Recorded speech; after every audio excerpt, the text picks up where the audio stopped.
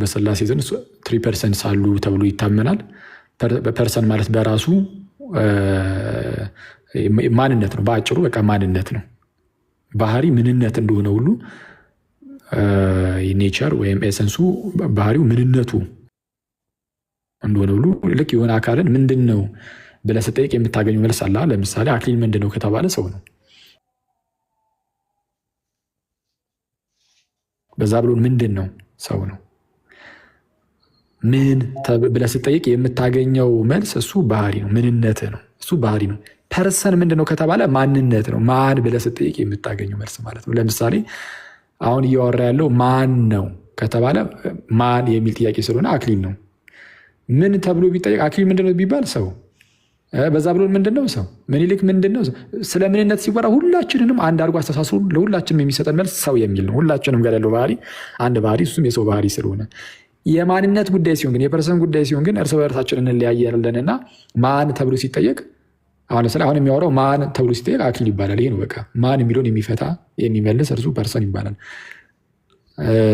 እና ከዛ አንጻር ፐርሰን ተብሎ መጠራቱ ምንም ችግር ሲፈጥር አይቼ አላውቅም። እንግዲህ እኔ ምናልባት ደግሞ መምህር በረከትም ስላሉ እሳቸው ይጨምሩበት።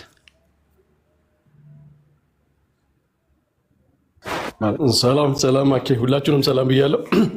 ምናልባት ሀሳቡ የሚመስለኝ ፐርሰን ሪሌሽናል ነው ለማለት መሰለኝ።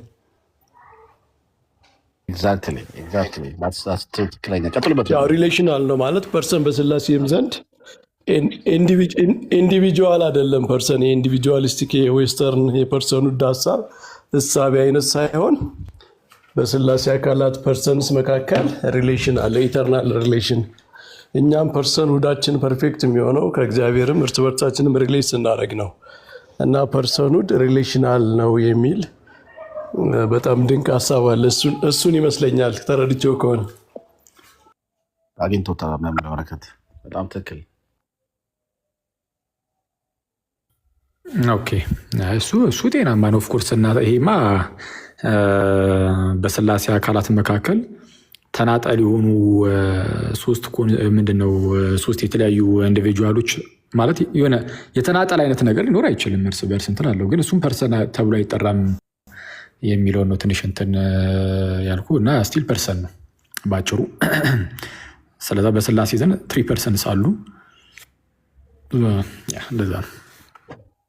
ሪሌሽኑ ፐርሰን ተብሎ ይጠራል ሳይሆን ፐርሰን አንዱ መታወቂያው ሪሌት ማድረግ ነው ከሌላ ጋር በፍቅር በላቭ በዊል ሪሌት የሚያደርግ ላቭ መመስረት የሚችል እውነተኛ ሰልፍለስ ላቭ መመስረት የሚችል ነው ፐርሰን የሚለውን ሀሳብ ያው ብዙ ጊዜ ቴዎሎጂያን ፐርሰኑድን ከሪሌሽን ጋር ስለሚያያይዙት እሱን ለማንጸባረቅ ከሆነ በጣም ጥሩ ሀሳብ ነው። እሺ ቴንኪው። ለመጨረሻ ጊዜ እሺ፣ ግሎ አዲስ ጥያቄ ወይ ሀሳብ ካለ እንስማና ከዛ ላይቡን እንስካው። ሰላም፣ እንዴት ናችሁ? እግዚአብሔር ይመስገን። እሺ፣ እኔ ኦርቶዶክስ ነኝ። መጠየቅ እችላለሁ? ጥያቄ ትችያለሽ። ዛሬ ጥያቄ ብለን ያስገባ ነው። መጠየቅ ትችያለሽ። እሺ፣ እኔ መጠየቅ የምፈልገው የሐዋርያት ሥራ ማለት ነው ምዕራፍ 19 ቁጥር 6 ላይ አረ ይሰማል ቁንጂት። እሺ አኬ፣ በጣም ሞድ እኔም በጣም ነው የምወድሽ። ቀጥይ። ጳውሎስም እንደዚህ ይላል ማለት ነው። ጳውሎስም እጁን በጫነባቸው ጊዜ መንፈስ ቅዱስ ወረደባቸው፣ በልሳኖችም ተናገሩ፣ ትንቢትም ተናገሩ ይላል ምዕራፍ 19 ቁጥር 6 ላይ ማለት ነው። እና ልሳን ያው ቋንቋ መሆኑን አውቃለሁ። ያው የሐዋርያት ሥራ ላይ ይናገራል። እና ማለት እዚህ ጋር ላይክ ራንደም ላይክ ኖርማል ሰዎች ማለት ሰው ናቸው ማለት ላይክ ካህናት ምናምን አይደሉም። ኖርማል ሰው ናቸው። በላይክ መንፈስ ቅዱስ ወርዶባቸው ከዛ በኋላ በልሳን የተናገሩት ትንቢትም የተናገሩት ላይክ ማብራሪያ ብትሰጡኝ አመሰግናለሁ። እስቲ መምህር ይሄዱበታል ወይስ? እስቲ ይሄዱበት። አያኬ ከተል አንተን በጣም ስለምትወደ አረ መምህር አረ ሚላ ከፈተ ማይኩን አስጠቁርሽኝ እያየሽ ነው አይደል? በመምህራን ፊት። አይ ግን እንትን ነው የሐዋርያት ሥራ ምዕራፍ 19 ላይ የዮሐንስን ጥምቀት የተጠመቁ የሆኑ ሰዎች ነበሩ። ማለት ዮሐንስ ደቀ መዛሙርት ነበሩ እና ዮሐንስ ስለ ጌታ ኢየሱስ ሲያስተምር ስለነበረ እና በጌታ በኢየሱስ አምነዋል እነዛ ሰዎች ማለት ነው። ግን ገና አልተጠመቁም ነበረ። የመንፈስ ቅዱስን ስጦታም ያልተቀበሉ ሰዎች ነበሩ። ከዛ በኋላ ቅዱስ ጳውሎስ አገኛቸው። ሲያገኛቸው ከላይ ቆይ አንዴ መጽሐፍ ቅዱስን ላውጣው። አንዴ ቆይ እስቲ መጽሐፍ ቅዱስ ኦኬ፣ ቆይ አንዴ እኔ ላውጣሽ። ሐዋርያት ሥራ ምዕራፍ 19 እሺ ቁጥር 1 ላይ እንዲህ ይላል፣ አጵሎስም በቆሮንቶስ ሳለ ጳውሎስ በላይኛው ሀገር አልፎ ወደ ኤፌሶን መጣ። አንዳንድ ደቀ መዛሙርትንም አገኘ። ባመናችሁ ጊዜ መንፈስ ቅዱስን ተቀበላችሁን አላቸው። አሁን ልክ ጳውሎስ የሆኑ ሰዎችን አገኘና ባመናችሁ ጊዜ መንፈስ ቅዱስን ተቀበላችሁን ብሎ ጠየቃቸው። እነርሱም መልሰው አልተቀበልንም፣ መንፈስ ቅዱስ እንዳለስ እንኳን አልሰማንም አሉት።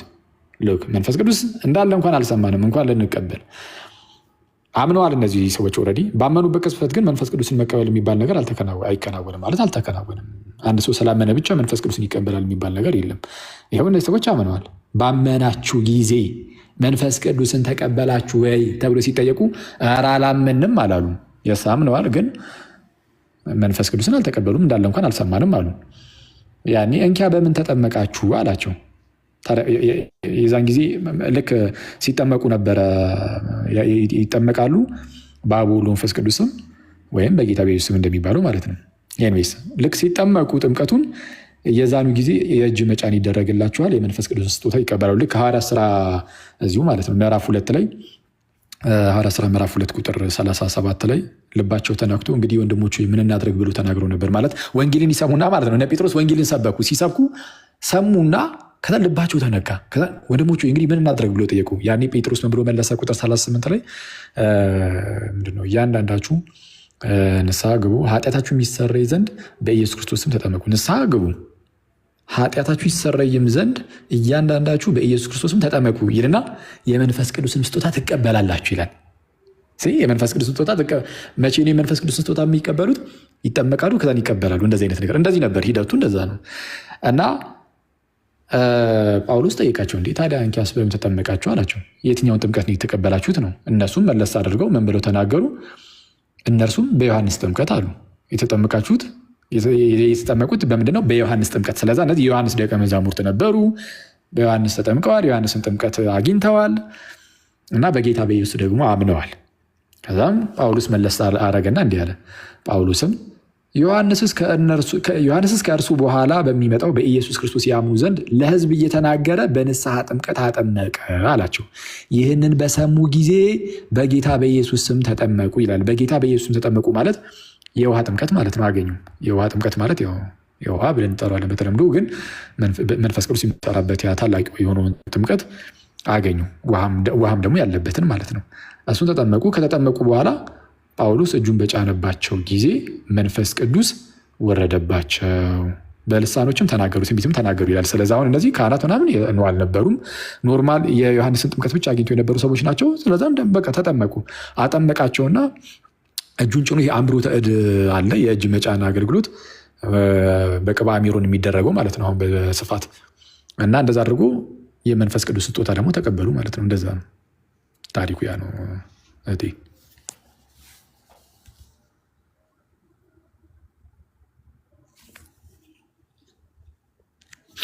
ተመልሱልሽ ይሆን? እያወራሽ ከሆነ አይሰማም። ኦኬ። ስለዚህ እኔማ ማለት ደቀ መዛሙርት ነበሩ መጀመሪያው። ደቀ መዛሙርት የተባለው በዮሐንስ በኩል የመጡ ሰዎች ከመሆናቸው አንጻር ምናምን የተነገረ ነው እንጂ ደቀ መዛሙርት ማለት ሐዋርያት ምናምን እንደሚባሉት አይደለም። አሁን ሐዋርያቱ ደቀ መዛሙርት ሲባሉ እና እነዚህ ደቀ መዛሙርት ሲባሉ ያው ተመሳሳይ ነው ማለት አይደለም። ደቀ መዛሙርት ማለት ተማሪ ሊሆን ይችላል፣ ተከታይ ሊሆን ይችላል። ኦልሬዲ እነዚህ ሰዎች በኢየሱስ ክርስቶስ ስላመኑ ከዛ አንጻር የኢየሱስ ተከታይ ናቸው ተብሎ ከዛ አንጻር ደቀ መዛሙርት ተብሎ ተነግሮላቸው ነው እንጂ ሌላ ልክ ሐዋርያት ደቀ መዛሙርት ተብሎ እንደተጠሩ በዛ መልኩ አይደለም። ኦኬ። እነሱ መጀመሪያ ግን የተጠመቁት የዮሐንስን ጥምቀት ነው አይደል? የንስሐ ጥምቀት ማለት ነው። ክርስቶስ ባረገ ጊዜ ደቀ መዛሙርት ያደርጓቸው ግን ያለው በአብ በወልድ በመንፈስ ቅዱስ የተጠመቁት ደቀ መዛሙርትነቱን ከየት አገኙት? እሱን ያልኩሽ አሁን ጌታችን ደቀ መዛሙርት አድርጓቸው ያለው ሞቶ ከተነሳ በኋላ በአብ ወልድ መንፈስ ቅዱስም እያጠመቃቸው አድርጓቸውን የተባለው። ስለዛ ደቀ መዛሙርት አድርጓቸው ሲል ከዓለም ተለይተው ስል ፊዚካሊ ወጥተው ወደሆነ ቦታ ሄዶ ሳይሆን ግን ደግሞ በዓለም የነበረው ሰውዬ ወይም የዓለም የነበረው ሰውዬ የክርስቶስ ይሆናል። የዓለም የነበረው የክርስቶስ ይሆናል። ያኔ እውነተኛ የክርስቶስ ደቀ መዝሙር ወይም የክርስቶስ ይሆናል። እዚህ ቃሉ ግን ማለት ነው በተለያየ መልኩ ሊገባ ይችላል ነው። አሁን የደቀ መዝሙር የሚለው ቃል ነሰሰርሊ ያንን ሚት ሲያደርግ ያንን ነገር በቃ ልክ ሲያገኝ ምናምን ብቻ ማለት አይደለም። ቃሉ ጥቅም ላይ የሚለው ቃሉ የዮሐንስ ደቀ መዛሙርትም ዮሐንስ ደቀ መዛሙርት ተብሎ ተነግሮላቸዋል። እና እነዚህኞቹ ሰዎች ደግሞ ኦልሬዲ በክርስቶስ ኢየሱስ ስላመኑ ከሌሎቹ ከአይሁዳውያን ምናምን የተለዩ ናቸው። አትሊስት አይሁዳውያን ሌሎቹ ማለት ነው እነሱ አናምን ብለው ሪጀክት ያደረጉ ስለሆኑ፣ እነዚህ ግን በጌታ በኢየሱስ ስላመኑ ከዛ አንጻር ብቻ ያንን ቃሉን ተጠቀመ እንጂ እውነተኛ ደቀ መዝሙርነትን ግን አላገኙም። እውነተኛ ደቀ መዝሙርነት የሚገኘው ከጌታ ጋር አንድ በመሆን ነው። ሰው ደግሞ ከጌታ ጋር አንድ የሚሆነው በጥምቀት ውስጥ እንደሆነ ጳውሎስም ሮሜ 6:3 ላይ ይናገራል። ስለዛ ከጌታ ጋር አንድ የሚሆኑት በአብ ወልድ መንፈስ ቅዱስም ሲጠመቁ ነው፣ የመንፈስ ቅዱስ ስጦታ ሲቀበሉ ነው። ያ ከዛ አንጻር ይሄ ደቀ መዝሙር የሚለው ቃል ወይም ደቀ መዛሙርት የሚለው ቃል እንደ ቦታው እንደ አውዱ ሊገባ ይችላል። እሺ ቴንክ ዩ አመሰግናለሁ። ካን አይ አስክ ሞር? እሺ ቀጥይ። አሁን መምሪ አሁን እንግዲህ ለእርሱ ነው ጥያቄው። እንትን ማለት የሆነ እንትን ፕሮቴስታንት ጎረቤት አለኝ እና ስለ ቆርኔሊዮስ አይ ቲንክ የሐዋርያት ሥራ ላይ ነው አይደል? ቆርኔሊዮስ ያለው ቆርኔሊዮስ የሚባል ይቅርታ፣ በጣም ሐዋርያት ሥራ ምዕራፍ 10 ላይ አለ። ምዕራፍ 10 ከዛ እንትን ላይክ ቤቴ እንትን አለ ማለት ነው የጸሎት ምናምን ክፍልና ቆርኔሊዮስን አስታወሽኝ እንደዚህ ምናምንና አንብቢውና እናወራለን ምናምን አለኝ። ግን ሳነብ እዛ ላይ ያገኙት ጴጥሮስ ከዛ እግዚአብሔርን ማለት ታይቶት እንደተገለጠለት ያነበብኩት እንደዛ ላይክ ለባዕድ ምናምን እንደሚሰግድ ምናምን መስገጃ ቦታ አለው ብሎ ነው እሱ የነገረኝ። የሐዋርያት ሥራ ላይ ግን እንደዛ የሚል ነገር እኔ አላነበብኩም። ምንድን ማን ነው ለባዕድ የሚሰግደው? ማለት ቆርኔሊዮስ የአምልኮ ስፍራ ነበረው እና እግዚአብሔር እዚህ ስፍራ ላይ ብቻ ይገኛል ብሎ ነበር የሚያምነው። የቆርኔሊዮስ ታሪክ ምናምን ብሎ እንደዛ ብሎ አወራኝ።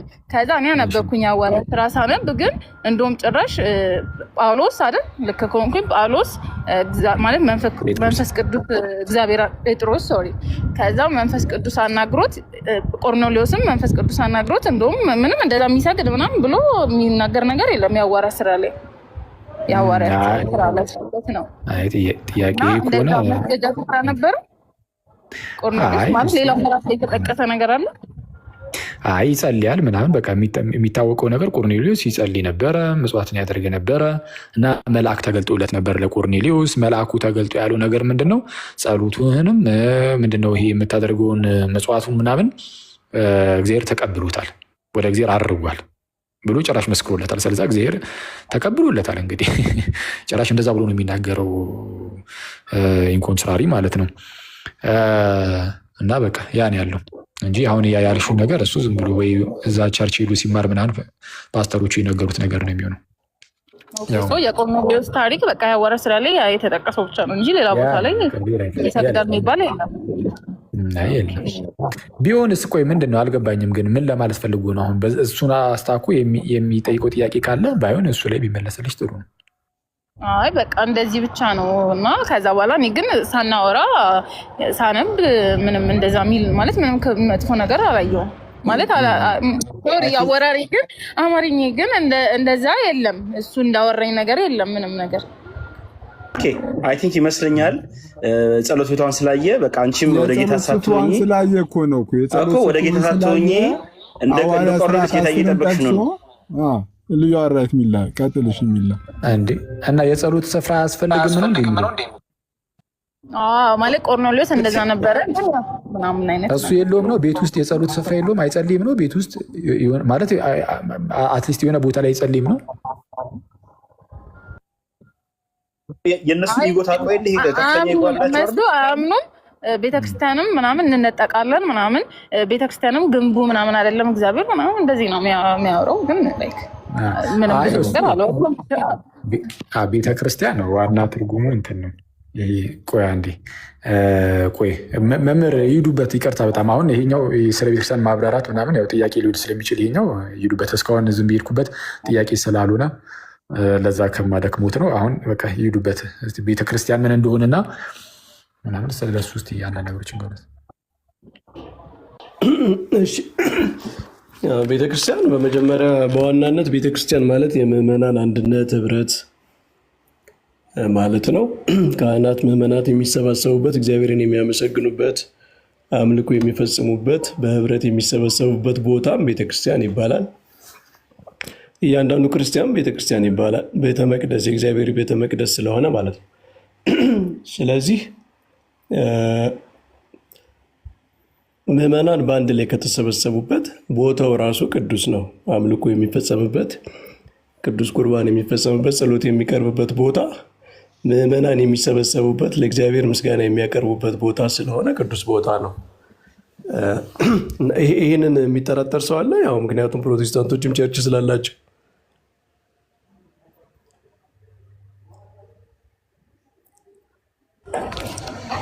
እየሰማ ነው። ያ ምክንያቱም አሁን ድሮ እንደዛ ይባል ነበር። አሁን ሁሉም ሰው መስቀል ያለበት መስቀል የተሰቀለበት የመሰብሰቢያ ቦታ አለ። ቦታ ቅዱስ የለውም የሚል አንድ ኮሜንት አየው። ቅዱስ ጴጥሮስ በሁለተኛ ጴጥሮስ መልእክቱ ምዕራፍ 1 ላይ ቦታን ቅዱስ ይላል እና እግዚአብሔር በተለየ ሁኔታ ስራ የሚሰራባቸው ቦታዎች ቅዱሳን ሊባሉ ይችላሉ። ሌላው ርኩስ ነው ማለት ሳይሆን በተለየ ሁኔታ የተቀደሱ ቦታዎች ለተለየ ዓላማ እግዚአብሔር በተለየ ሁኔታ ክብሩን የሚገልጽባቸው ቦታዎች አሉ እና በብሉይ ኪዳን ነው እንዳንል ይሄ የአዲስ ኪዳን ታሪክ ነው። ሁለተኛ ጴጥሮስ ምዕራፍ 1 ላይ ማለት ነው። ምዕራፍ 1 ላይ በቅዱሱ ተራራ ይላል አይደል? በቅዱሱ ተራራ ምዕራፍ 1 ቁጥር 16 ላይ የእርሱን ግርማ አይተን እንጂ በብልሃት የተፈጠረውን ተረት ሳንከተል የጌታችን የኢየሱስ ክርስቶስን ኃይልና መምጣት አስታወቅናችሁ። ከገናናው ክብር በእርሱ ደስ የሚለኝ የምወደው ልጄ ይህ ነው የሚል ያ ድምፅ በመጣለት ጊዜ ከእግዚአብሔር አብ ክብርና ምስጋናን ተቀብሏልና ይልና እኛም በቅዱሱ ተራራ ከእርሱ ጋር ሳለን ይህን ድምፅ ከሰማይ ሲወርድ ሰማን ይላል። ቅዱሱ ተራራ የተባለው ማን ነው? ጌታ ብርሃነ መለኮቱን የገለጸበት በሐዋርያት ፊት በነ ቅዱስ ጴጥሮስ ፊት ክብሩን የገለጸበት ቦታ ነው እና ቤተክርስቲያን ያቺ ቅዱስ ቦታ ነች። አሁንም ቢሆን የእግዚአብሔር ክብር ይገለጥባታል፣ አምልኮ ይፈጸምባታል፣ ወንጌል ይነገርባታል እና ያ የእግዚአብሔር ክብር የሚገለጥባት ቦታ ስለሆነች ቅዱስ ቦታ አለ በአዲስ ኪዳንም ማለት ነው። በአዲስ ኪዳን ቅዱስ ቦታ ካለ ምዕመናን የሚሰባሰቡበት ቦታ ከዚህ የበለጠ ቅዱስ የሚባል ቦታ አይኖርም ማለት ነው። ግልጽ ከሆነ እህታችን ገብቶኛል። አመሰግናለሁ በጣም እና ማለት ነው አንተ ልጠይቃ እንዴ ደግሞ ኮመንት ላይ ማለት ነው ኦርቶዶክስ ምናምን የምትሉ በጣም ኦርቶዶክስ ነኝ። እሺ ፈታ በይዚ አታንብቢ። እሺ ብዙም እንደዚህ እንትን በዚህ መልኩ ኮመንት የምታደርጉ ሰዎች ፕሊዝ እንደው በጌታ በጣም ጥሩ አይደለም። እንደዚህ አይደረግም። እሺ ጋይስ ባይሆኑም እቴ ማለት ነው ጴንጤ ናት እና እኔ በጣም ጠንካራ ሰው ምናምን አይደለም። እናንተ ላይ ግን በጣም በቅርቡ ከእግዚአብሔር ጋር የምትጠመቅ ሰው ናት ማለት እየተማማርን እርስ በርስ ማለት ነው ምንም ሌላ ሰው ከሚያስተምረን ሳይኖር ጌታ በነገር ሁሉ ይርዳችሁ ጎበዞች። በእውነት ጌታ ይርዳሽ። አንቺንም ታች ያላችሁ ልጆች ዛሬ ብቻ አይደለም ያው ይህንን መሀል ገብቼ የተናገርኩት በጣም ይቅርታ አድርጊልኝ። ወደ ጥያቄች ትሄጃለሽ እና ፕሊስ እንደዛ አታድርጉ። እሺ ጋይስ ለአሁን ለእህታችን አይደለም አሁን እህታችን ብቻ ሳይሆን እንዳጠቃላይም የትኛውም ሰው ሲመጣ ምናምን ሲጠይቅ በስነስርዓት እስከጠየቀ ድረስ አይደለም ክርስቲያን ወንድሞቻችን ሌላም ሰው ቢሆን ፕሮቴስታንቶችም ምናምኖችም ቢሆኑ ሙስሊም ወንድሞችም እህቶችም ቢሆኑ በስነስርዓት እስከጠየቀ ድረስ በቃ ጸጥ ብላችሁ ብቻ መስማት፣ የሚጠየቀውን ጥያቄ መስማት፣ የሚመለሰውን መልስ መስማት እና ፍቅር ባሳየናቸው ቁጥር ነው እንትን የምንለው። አሁን እሷ ደግሞ እህታችን ናት ገና ከጅምሩ እና እንዳናርቅ ሌላ ሰው ጥያቄ እያለው ከታች እንደዚህ የምጽፉትን አይቶ ከአሁን በኋላ ኧረ እኔ አልጠይቅም ብሎ እንዳያስብ አንዳንድ ሰው የእኛን መልስ አይቶ እንጠንቀቅ ነው። እሺ ቀጥይ እህቴ። ሌላ መጠየቅ ደግሞ የምፈልገው እንትን የመጽሐፍ ቅዱስ ላይ ነብይት ሴት አለች አይደል? ይቅርታ ስሟን አላስታውስም፣ ግን የሆነ አንብቤያለሁ እንደዛ እና ምንድን ነው ማለት ነብይ የሆነችው ምንድን ነው ነብይ ማለት? በሃይማኖታችን በእኛ የለም እንደዛ እና ምን እሱን ብታስረዳ።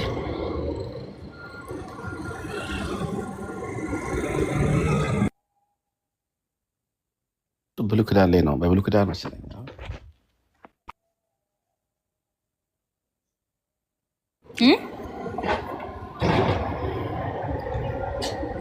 ይሰማ መልስለት። ስልክ ገብቶበት እሺ ወይ መምህር የሚቀጥሉ መስሎኝ እኮ ነው።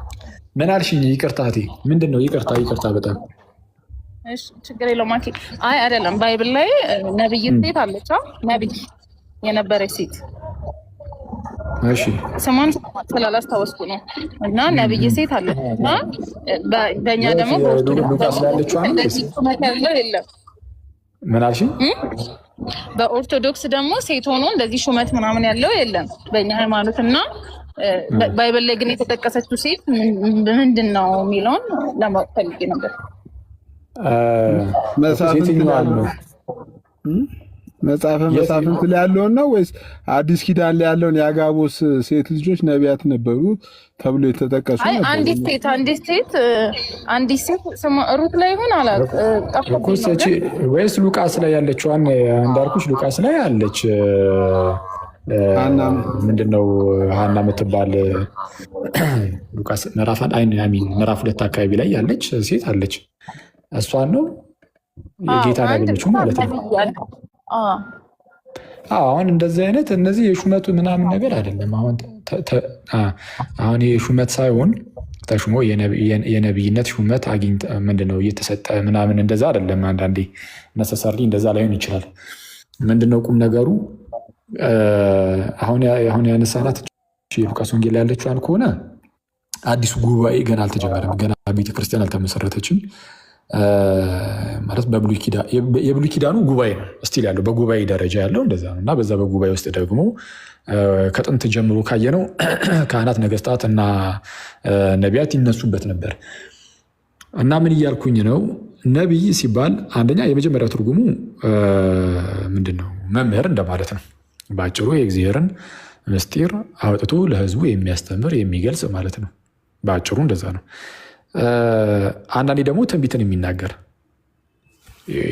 ማለት ወደፊት የሚመጣውን ነገር እግዚአብሔር ገልጦለት የሚናገርንም መጽሐፍ ቅዱሳችን ላይ ነቢይ ብሎ ሊገልጸው ይችላል። ስለዛ እንደዚህ የሚገልጥላቸውንም እንደዛ ተብሎ ሊጠቀሱ ይችላሉ እንጂ ይሄ የሹመት ጉዳይ አገልጋይ የነቢይነት አገልጋይነት ተሰጥቷቸው ተሹሞ እንደዛ የሚያገለግሉ ሆኖ ማለት እንደዛ አይደለም። በጉባኤ ውስጥ እንደዛ አይደለም። እንደዚህ አገልግሎት ኖሯት አይደለም ነው ባጭሩ። እሺ፣ ኦኬ፣ አመሰግናለሁ።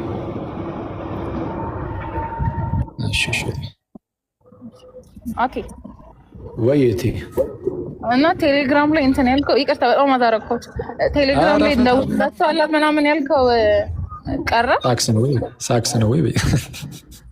አዎ፣ ምንድን ነው? አልደረሰሽም? አልተደወለልሽም? ስልክሽ ክፍት ነበረ? አዎ፣ ክፍት ነው። እየተደወለ ነው እንግዲህ። እንዴት አልደረሰሽም?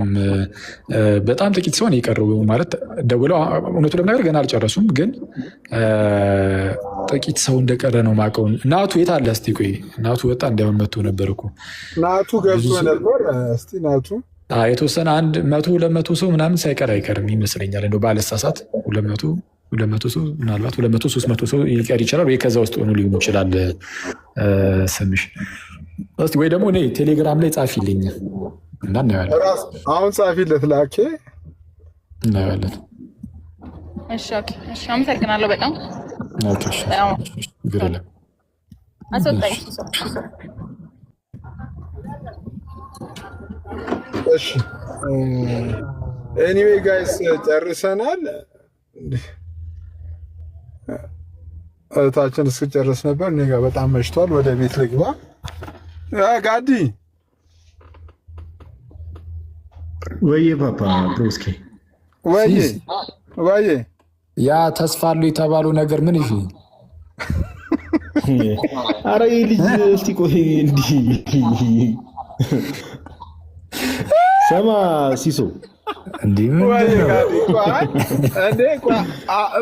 ኔትወርክ አሁን ብከፍት ኔትወርክ አይሰራም። ኔትወርክ ጋዲ አሁን እንኳን ይሻላል። ቅድም እኮ ኔትወርክ በጣም አዛረገኝና ከዛ በኋላ እናንተም እዚህ ሰብሰብ ብላችሁ ስለነበር አስሬ ገብቶ መውጣት ነው። እንምጣኛም ወደዛ እኔም ልወጣ ስለሆነ አሁን ልክፈት።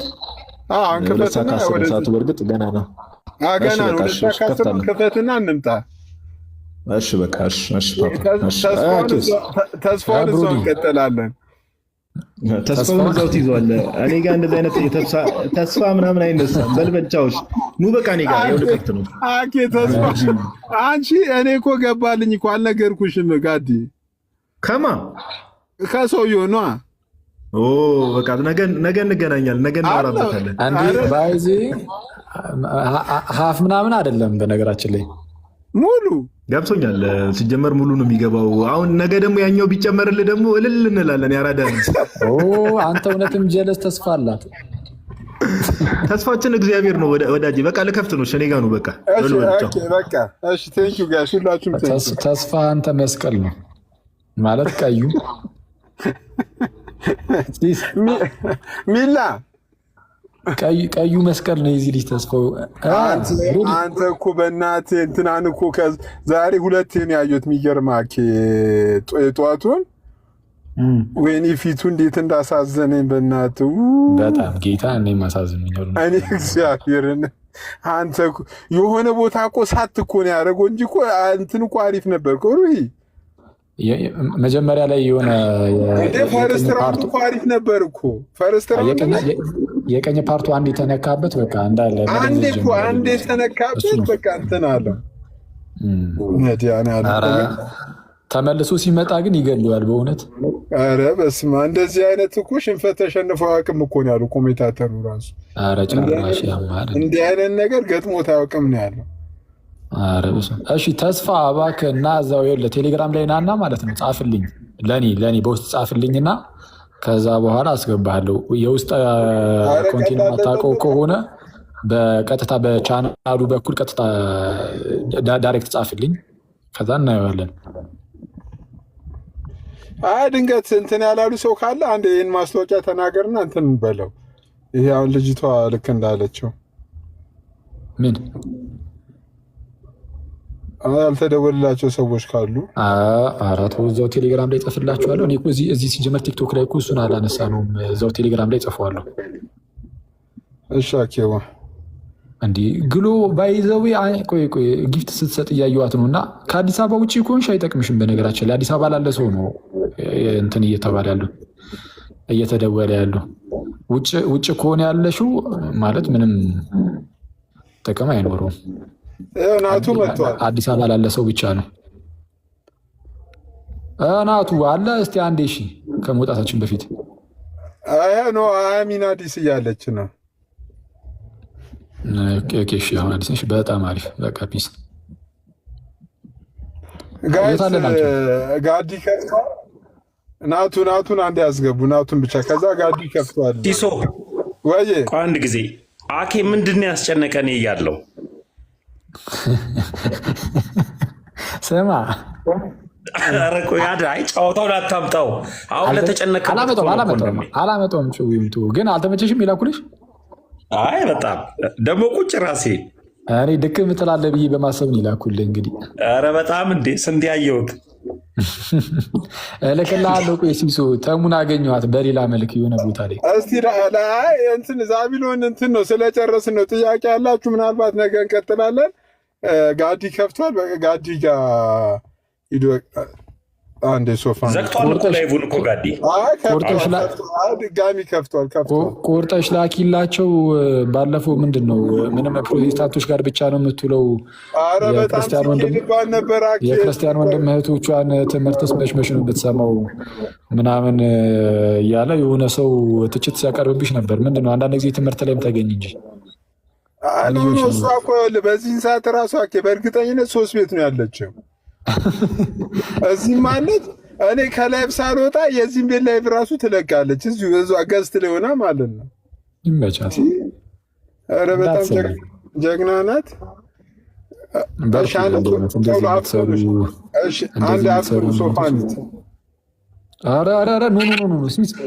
ሰላም ልትል ነው። ጥያቄ ከሆነ አልቀበልም ነው እንዴ? እሺ እሺ። አሁን ጋዲን እዛ ክፍት ብለው ወይ እቴ ደህና ነህ?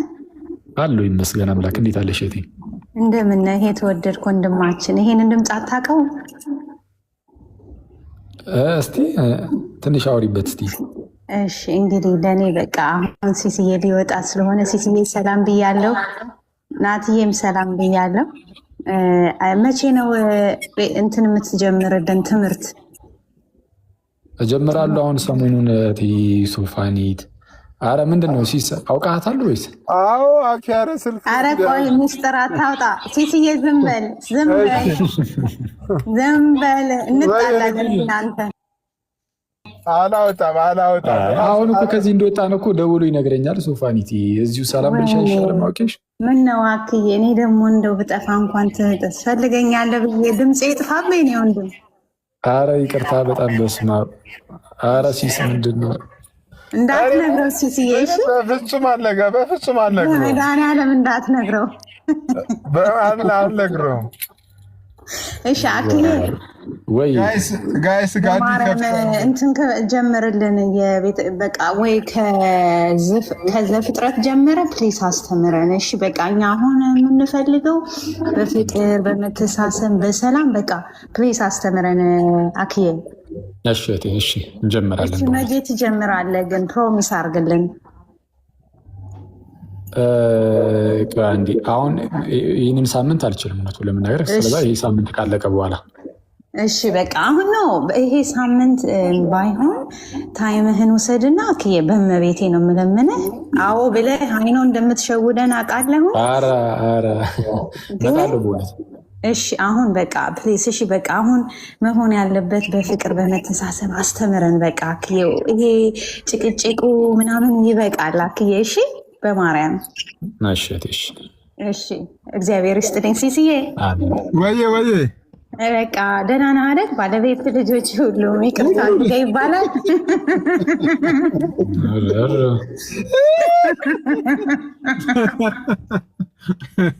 እና ታዲያ የቅርቡ ውስጥ አዋቂ ነው። ኧረ ማን ነው? ምንድን ነው? ማናት እህታችን?